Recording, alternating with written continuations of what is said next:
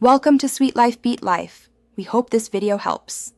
You start by opening Word in Microsoft 365 and signing into your account so transcription can use cloud processing.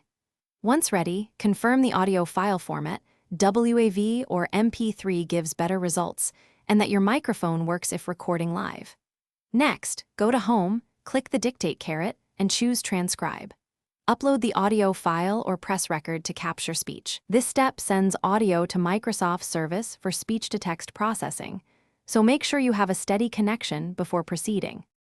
Once the service finishes processing, you'll see the transcript broken into timestamp segments and optional speaker labels. Click a segment to add it to your document and make corrections inline. Transcribe often mishears names or numbers, so edit those now. Use the Edit button to change punctuation, fix homophones, and standardize formatting. To improve structure, add speaker names manually and run find and replace to fix repeated errors quickly. This preserves accuracy and prepares the text for final formatting. You finish by reviewing the document, applying heading and paragraph styles, and saving to OneDrive or exporting as docx or PDF for sharing.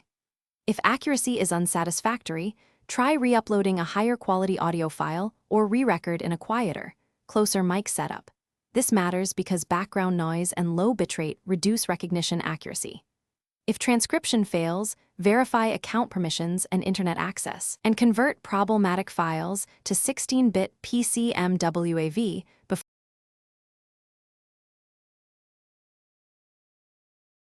Thanks for watching. Consider subscribing if we helped you.